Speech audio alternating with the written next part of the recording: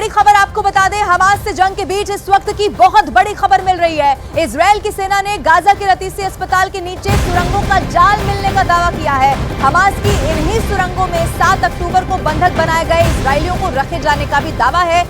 Israel की सेना को अस्पताल के नीचे बनी सुरंग से हथियारों का भी जखीरा मिला है। इजरायल की सेना को सुरंग के अंदर बंधकों का काफी सामान भी बरामद किया गया है। ऐसे में दावा किया जा रहा है कि 7 अक्टूबर यानी कि वो दिन जब हमास की तरफ से पहला अटैक किया गया था, ऐसे में बड़ी तादाद में वो लोग थे जिन्हें बंधक बनाया गया और उन बंधकों को, उन लोगों को यहीं पर रखा गया है। ये बहुत बड़ा दावा इस वक्त किया जा रहा है। और सिर्फ इतना ही नहीं, बताया यह भी गया कि इन्हीं सुरंगों में हथियार भी बरामद किए गए हैं, यानी कि यहीं से आगे की रणनीति तैयार की जा रही थी और ये इन्हीं सुरंगों का इस्तेमाल बार बार जो खबर मिल रही थी उसके मुताबिक, और खास तौर पर अस्पताल का इस्तेमाल, क्योंकि इससे पहले भी आप देखिए अस्पताल को ही लोगों को ढाल बनाकर, क्योंकि वो जानता है, हमास के आतंकी जानते हैं कि ऐसी जगहों पर अगर इजरायल हमले करता है तो फिर पूरी दुनिया भी यहां पर सवाल उठाने वाली है।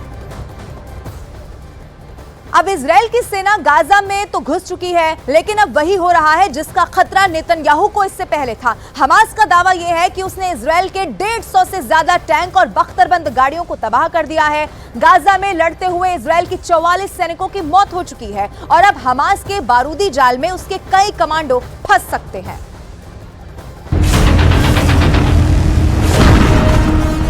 गाजा में इजरायल का मरकाबा टैंक घूम रहा है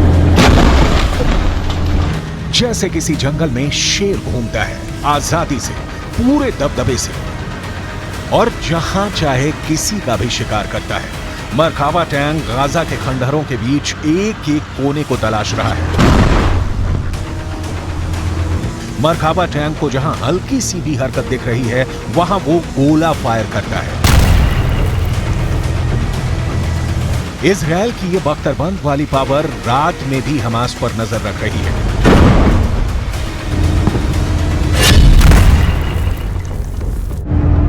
पहला हमला, दूसरा हमला, तीसरा हमला, चौथा हमला, पांचवां हमला, छठा हमला,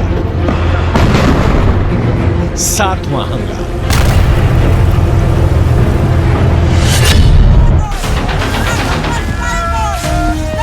1 मिनट 3 सेकंड का ये वीडियो गाजा की उस जमीन से आया है जहां इजरायल का कब्जा हो चुका है। इजरायल ये बताना चाहता है कि उसका मरकाबा टैंक अभी जिंदा है।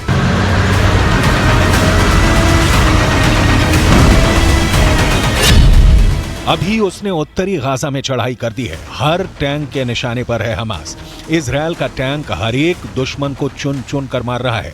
इजरायल का दावा है कि उत्तरी गाजा पर हमास की पकड़ कमजोर पड़ गई है। लेकिन सवाल यह है कि क्या ये सच है? आखिर इजरायल को बताने के लिए ये वीडियो जारी करने की जरूरत क्या पड़ी कि ग्राउंड ऑपरेशन में उसकी सबसे बड़ी ताकत मरकाबा टैंक अभी भी बहुत एक्टिव है और दुश्मनों पर प्रहार कर रहा है। इसे काउंटर करने वाला हमास का वीडियो देखिए।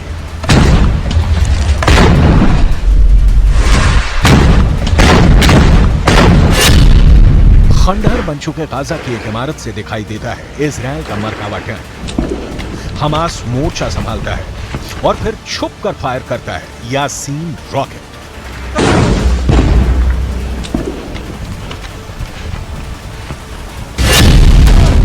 एक टूटे हुए दरवाजे के बाहर रॉकेट ताना जाता है और फिर वहां से खड़े इजरायल के एक टैंक पर यासीन एंटी टैंक रॉकेट दाग दिया जाता है।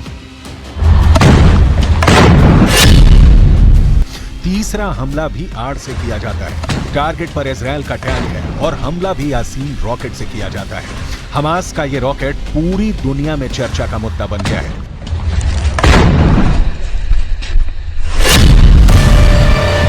चौथा हमला सड़क के पास खड़ी एक नीमर बख्तरबंद गाड़ी पर किया जाता है।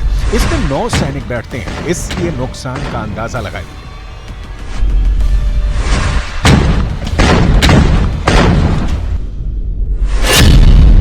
पांचवें हमले के लिए हमास का एंटी टैंक दस्ता फिर गली में आता है। इसके गली के एक मुहाने पर खड़े इजरायल के मरकाबा टैंक को यासीन रॉकेट से टारगेट किया जाता है।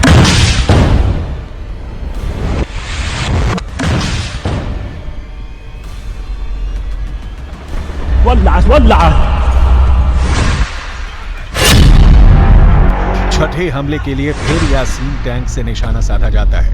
रोड की दूसरी तरफ एक मरकाबा टैंक खड़ा है और फिर धमाका एक दूसरे कैमरे से रिकॉर्ड किया जाता है।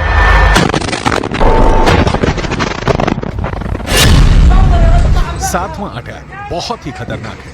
हमास का एंटी टैंक दस्ता फिर से नेमर बख्तरबंद गाड़ी से टारगेट करता है। दूरी सिर्फ 20 से 25 मीटर।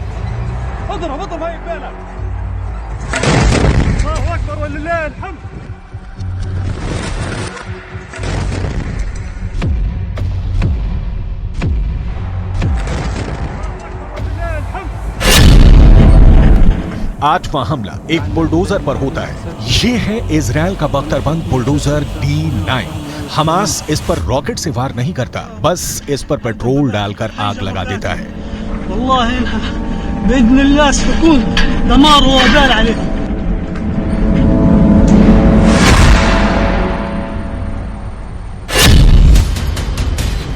हमास का दावा है कि उसने इजराइल के सबसे घातक 160 टैंक और बख्तरबंद गाड़ियों को अल यासीन रॉकेट से फोड़ दिया है, जबकि अलग अलग मीडिया रिपोर्ट्स में दावा किया गया है कि उत्तरी गाजा में इजराइल के 88 से ज्यादा टैंक तबाह हो चुके हैं।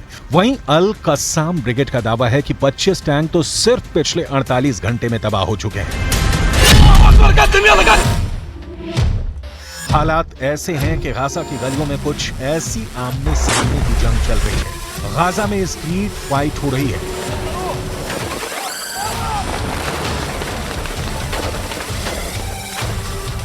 गाजा के अंदर तक घुसी इजराइल की सेना ऐसे निशाने पर आ रही है।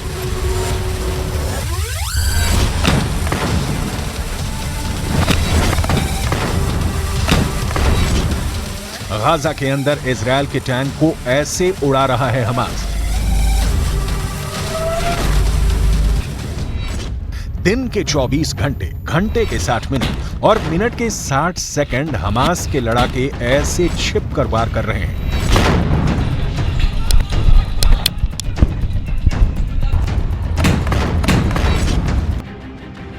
इन सब हमलों में हमास का यासीन रॉकेट इजराइल के लिए बहुत बड़ा खलनायक बनकर उभरा है।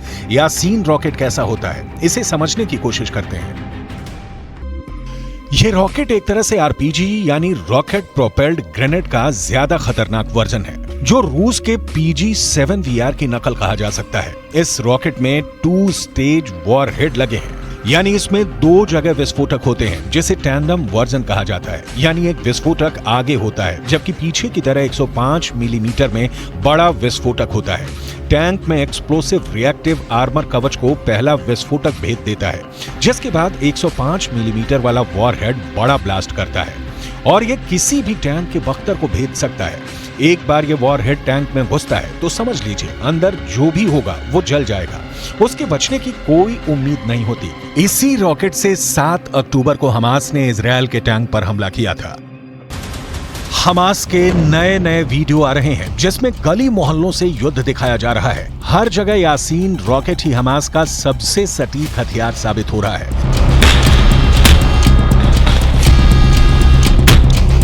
इस वीडियो में भी हमास के एंटी टैंक दस्ते अचानक सामने आते हैं और खंडहर बन चुके इमारतों से इजरायली टारगेट पर यासीन रॉकेट दाग देते हैं।